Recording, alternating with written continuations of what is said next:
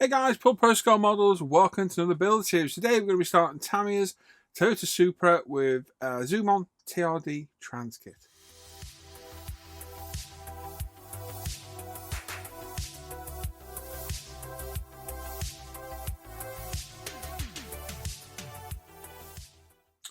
So yes, I reviewed this a while back on the channel. This is my entry into my birthday build this year. The subject is Supras. I'm building the Mark IV, the TRD Transkit, a load of Zoom On extras. You can get this kit. Transkit is out of stock currently, but everything else is in stock over on the website. We've got the carpets, window masks, we've got all the interior bits, loads of cool stuff over there. So you can come over and have a look. And there was a plan to light this. I had some of the SMD sets and the neons. An absolute nightmare. I decided not to do it. So it would look really cool lit up, and I'm quite disappointed I didn't do it. But yeah, it just wasn't going to work out on this one. And I had to have a change of plan on wheels as well. The wheels are selected. The offset is just way too wide for this car.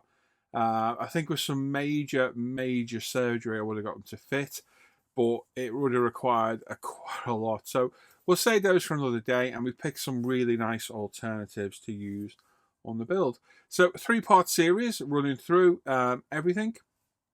As always, if you want early access to these videos, you can with Patreon.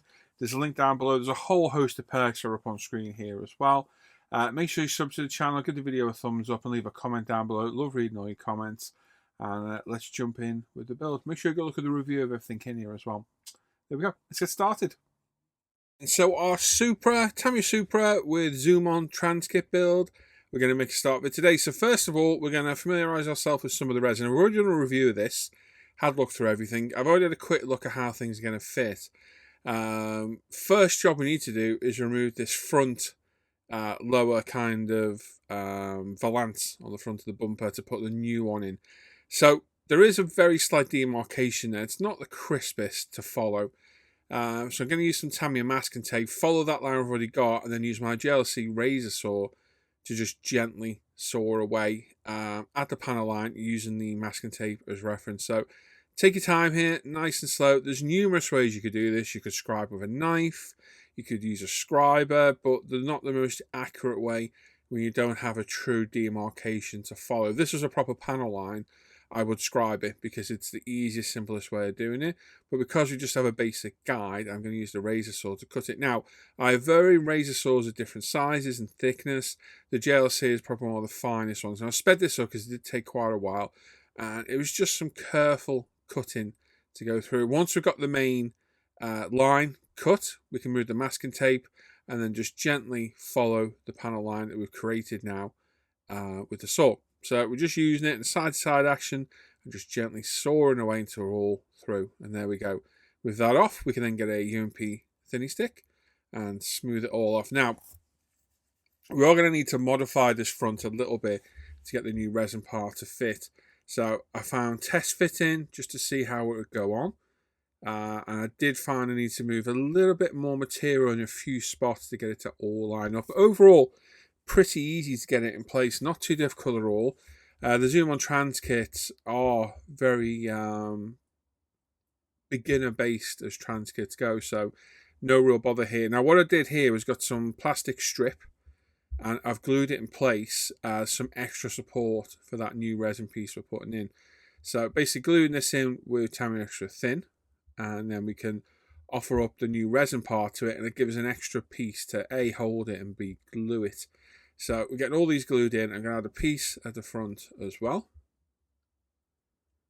And then offering up the resin part, we've actually got a physical mount for it now, which is going to help us glue it in place later. So one thing to remember when gluing resin to body, whilst a lot of parts won't immediately glue with super glue, resin does stick like the proverbial poo to a blanket. So make sure you got everything lined up before.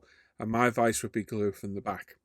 So while that's prepped and ready to go, I'm going to remove a few other points from the car. So removing the original spoiler mounts off the back. So literally sanding those away. There is a raised area for the kit spoiler, which we're not going to use. So just some gentle sanding there to get rid of. We're going to remove some other points on the car as well. We'll get to those as we go. And then offering up the resin spoiler. Now this was quite a tricky fit, this one. just to try and get it lined up. So the best way to do it was to drill some holes in the bottom, put a little bit of brass rod in, and cut the brass rod so it just protruded through the bottom of the spoiler. I'm not going to glue it in place because we're going to replace this later with a longer piece, but we're going to use this to mark the body so we know where to drill. So I've already offered it up to the car. I've sanded away any excess resin on the lower points so we know it fits in smooth. But I want to make sure I'm getting this in the right position. I don't be using any guesswork. I want it to be exact. So line up on both sides exactly where I want it. And obviously the bit of pin sticking out holds it. Once I'm happy it's exactly positioned, I'm going to press down lightly on those pins. That will then leave an indentation in the plastic, which gives us a clear point we can drill. And making sure they're equidistant both sides, we can then drill through, and there we go. We've got our perfect spoiler mount. Simple as that. Easiest way to do it by far. And I got it bang on first time round. So once we've done that, we'll take out those shorter pieces we put on and put a longer piece of brass rod in. A little bit of super glue to hold it in place, just wiping off any excess there.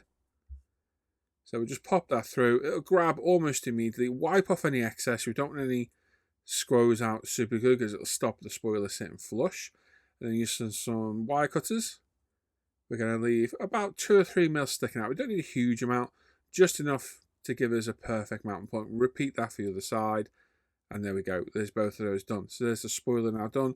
All we need to do now is cut the paw stub off the back, sand that, and it's good to go. Quick test fit, and it pushes in one side, pushes in the other, and there we go. Look at that, perfectly mounted, central, perfect. Now on the front, where we added these plastruct bits of plastic earlier, I'm adding some slimmer shims in place just to bring it out a little bit. I found the piece I put in, it let the resin sit too far back, so I'm just putting another piece in to space it out. It's a little bit more extra thin. So this is the thing with kits like this. It's going to take trial and error. So don't commit to gluing everything in place. Test fit. Once you're happy, move on. Come back, retest fit, make sure nothing's changed. And if you need to modify it, if it's plastic, you can glue things in place. If it's the resin, you can sand parts away that may be in the way. If the resin needs its shape altering, a bit of heat for either a heat gun or hot water will help manipulate it to the shape you want. Really easy to work with. Just take your time, test for everything. I'm going around the body now, get rid of all the seam lines off the body. And this is nearly a 30-year-old kit. It is showing its age in some areas. It's still a phenomenal kit of an iconic car.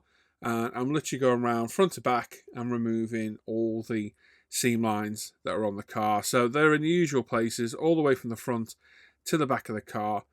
Just using some UMP sponges and thinny sticks until we're happy. I'm also going to remove the indicators off the side. I want a completely smooth body on this. So the indicators are going. I'm also going to remove all the door handles and the washer jets off the roof as well. So while we're working on all these parts, give it a quick rescribe as well. So we were discussing this in a hangout the other day in a Zoom call, and I was saying that if you're not confident in your rescribing, don't rescribe. Unless you've actually removed the panel line, then don't do it. If you're going to do more damage doing it, literally leave it be. For me, it's part and parcel of building the kit. But like I say, if you're not confident or you think you're going to damage it, just leave it. The panel line should be deep enough in the kit anyway. The problem comes from when you've sanded areas. So there goes the rear washer jet as well. And then we've got I think it's one of the 3M pads. I think it's a 2000 Tamiya actually, that one, by the look of it. And we're going to scuff all the body up. Now, I'm going to use some different mirrors as well. So these are the moulding mirrors from Zoom On. So they come with a mount on them, but I'm going to cut that off because I want these glued directly onto the doors. So we just remove the plate off the mirror, sand all that nice and square and flush, like so, using a UMP thinny stick.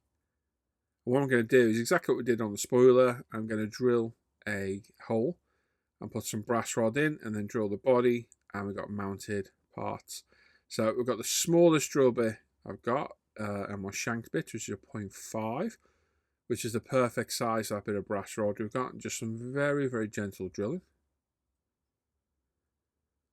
We can pop a hole in. There we go. Just widen it a little bit more. There we are. Then a little bit of glue and the brass rod. We can glue the mirror on there as well.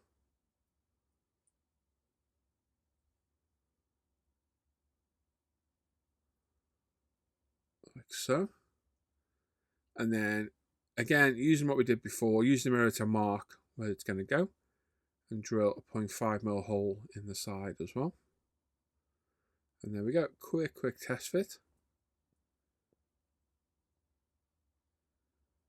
And there we go. There's our mirrors in place. Nice little mirrors these, just the kind of look I was looking for.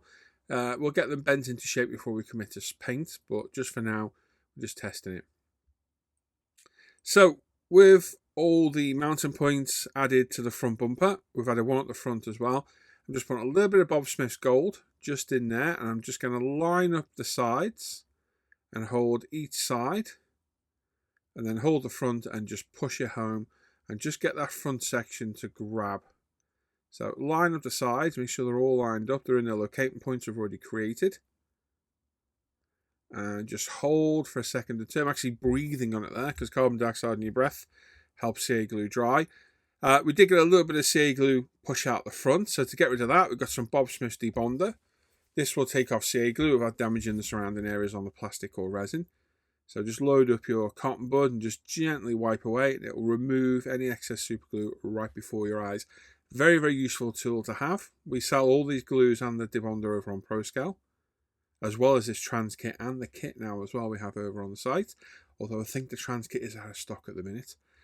Once the front's on, I'm going to start gluing the back, and basically I'm going to add a super glue weld to the back of the resin. Now I'm using the Bob Smith's purple here, not the gold, because I want this to grab instantly. And I'm literally adding a bead of CA glue behind everything because I want this to seep in and grip and grab and really be a strong point. We don't want this coming off for a later date. We've then got a micro brush loaded up with some kicker. We're just touching into the glue to get it to dry instantly. And like I say, we're just going to run that super glue all down the back to create a nice kind of super glue weld seam all down the back. And this will make sure it's all securely in place. We shouldn't get any excess glue coming through the front, but it should be nice and secure and held in place. So a pretty simple modification on the front.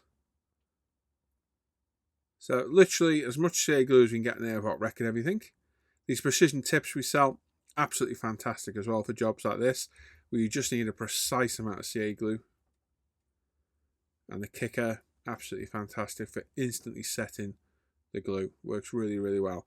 Now, the bonnet. So, a little bit of flash. So I've got one of my Suji Burrito files. These are high precision files. Just to remove any of the little bits of flash in between the bonnet vents. We're also going to cut off the door handles, like I said. So using sprue cutters to remove the majority. And then sanding is completely flush. I want the side of this car completely flush. And in the pictures at the end, it looks absolutely phenomenal. There's no interference in the paint at all. It just looks absolutely amazing. So remove as much as possible with the side cutters.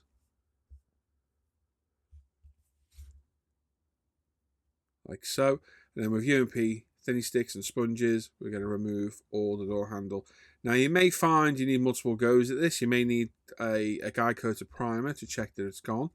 But obviously it's a point of getting rid of where the door handle's been without changing the profile of the car, so don't go too mad. So using the thinny stick and then the thinny sponge, we can finish it off because obviously the sponge contours to the shape of the car, and then obviously we can key it with our 2000 sponge as well once we're done. So a bit of work here. I think overall it's well worth it. It's going to give a different look to the car. It'll smooth off all the side with those low profile door mirrors. It's just going to add a nice clean look to the side profile of this kit. It's going to look really good. Then like I say, using the Tamiya 2000 sponge, we're going to go around, key all the bodywork one final time and get this prepped for primer. So toothbrush in all the panel lines, making sure all the sanding dust is gone. Very helpful tool. My lovely Mickey Mouse toothbrush that I've had for about, must be coming up to 10 years now. Very good, very useful tool. Get all that sand and dust and residue out, and then we can degrease the body. So we've got ProScale Paint's pre-paint degreaser. It's an alcohol-based degreaser. We're going to pop this on some kitchen paper. We've got it on our Tamiya stand. I'm just going to wipe over all the body. This will remove any fingerprints, any residue, any nasties have been left behind from either oil on your fingers, food on your fingers, drink, or just molding process, anything and everything. This will take it off and it'll give our primer a perfect surface to adhere to. We've already keyed the surface. This is thoroughly degreasing it. So well worth the time doing this. So what I'm going to do is I'm going to hold it on the top, wipe off all the excess, then we get it on the stand, we'll wipe where our fingers have been. Your fingers are some of the worst contaminants for a car model. The oils in your finger can cause havoc with primers and paint. So at this stage is well worth doing. Perfect preparation is key, in my opinion. You hear me go about all that all the time. Same with the resin as well. Resin has mold release on it, or it can do. So again, degrease it thoroughly. And then we need to mount everything securely. You can also see my other bonnet in the background at the back. I managed to break. Yes, I had to get a replacement because I'm an idiot. I did manage to break it. In the booth, all ready to go. We've got ProScale's grey primer. This is our microfiller primer. Absolutely fantastic stuff. We're going to spray this at about 18-20 psi from our Water Revolution CR3. We've thoroughly degreased. We've used our Tamiya anti-static brush on the body as well. And we're going to put down probably 3 to 4 coats of primer. Now we're not hosing it on. Nice thin coats, just building it up. The resin's going to take a little bit longer to get full coverage because it's a different colour than the car. We want this to be a uniform grey primer. Obviously, because we've got the engine bay, don't forget about getting in and around all the engine bay as well. I've sped this up. I haven't just gone super fast. Also getting all the sills, wheel arches in and around the lights and what have you. Just take your time here, working your way around. So, really good primer. This will dry with a slight texture. That's how it's designed to work, which we'll then sand back later. Once sanded back, that microfiller primer will fill any micro abrasions on the surface and give us a silky, smooth primer surface for our paint later on. So you can see how well it's going down. We don't want really wet coats going on. It doesn't really work out. We're just building it up nice and slow until we're happy. And after about 4 coats of primer, you can see there we've got a beautifully primed body. Looking absolutely brilliant. It's all uniform one colour. Just a quick coat there as well. And there we go. Oh, we've also been doing all the resin bits off camera as well. So they're all done. Remember, when you're painting, do everything in the same time. So if you're painting a body and panels, paint them all separately, whether it be primer, paint, clear coat, whatever, do everything at the same time. And it'll show uniformity with your paint throughout. Now, I did notice some imperfections, hence the test spray of primer. I probably could have left them. They were barely noticeable. It was mainly the door handles on this side more than anything. I could just see we've not quite removed enough material. There was also on a piece of resin at the front and a think one on the back as well. So just going at it with the UMP thinny sponge, we're going to get rid of the imperfection first, and then we'll feather it back with a Tamiya, I think it was a 2000 sponge, and that will feather the paint layers so that when we come to spray primer again, there's no physical step there. And I'm going to show you how I repainted it as well, just to show how easy it is to touch up areas like this. Slight imperfection on the front bumper there. I think it was a little bit of CA glue, to be honest, that I've missed. But, you know, this is the time to rectify, because as I say, the better finish you get now, the better your paint's going to look. I also went around the whole body and keyed it again. We let the primer dry for about 6 hours. It doesn't really need that long, but it's better to be safe than sorry. And then once we've keyed all the surface again, we get our toothbrush on and go around and remove any dust and debris from the bodywork as well. So you can see all the areas I've touched up there. So back in the booth, we've got the airbrush loaded up with primer again, and we're going to start by just lightly priming all the areas we've removed the primer from. We're not putting it on silly heavily, we're just putting a nice coat down. You can see how it's laying down, and then I'm going to move on to the rest of the body and just put a light coat down everywhere. Primer dries super quick, especially in the warm, so by the time we come back around, we can put a proper coat down of paint and just work our way around the whole thing. And just pay attention to the areas there. You can see how it starts to disappear and blend into the surrounding area. So probably another 2 to 3 light coats of primer here, just to ensure everything's blended in. And once it's done, if you've done everything perfectly, you won't even see we've touched up the areas. So like I say, we do spot an imperfection. If you want to leave it and you're happy, leave it. If you're not, now's your time to rectify it. And trust me, it's worth doing. Primer's been drying for another 6 hours or so. You can sand after a couple of hours, no problem at all. Same Tamiya 3000 grit sponge. We're going to go around and just flat back all the primer. So this will take off the top layer of primer. It'll allow the microfiller action of the primer to infill any slight imperfections that may be in the bodywork. And it will also give us a super smooth key surface for our paint. Take your time on these parts. Resin is quite brittle. You'll be surprised how easy it will snap.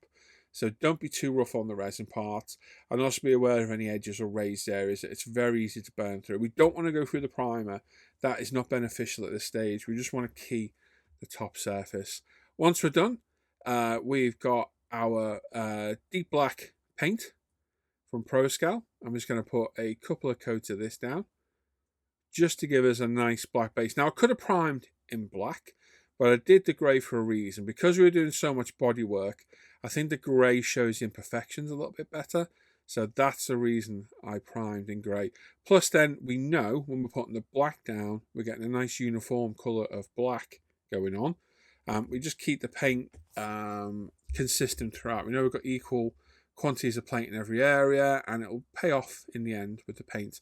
Now we've got some tricky areas on the front here. So we've got all the engine bay to do, all around the front bumper, all the vents on the bonnet as well. Obviously our paints, they're not designed to go on wet. They're not a wet paint. Nice light thin coats, multiple coats.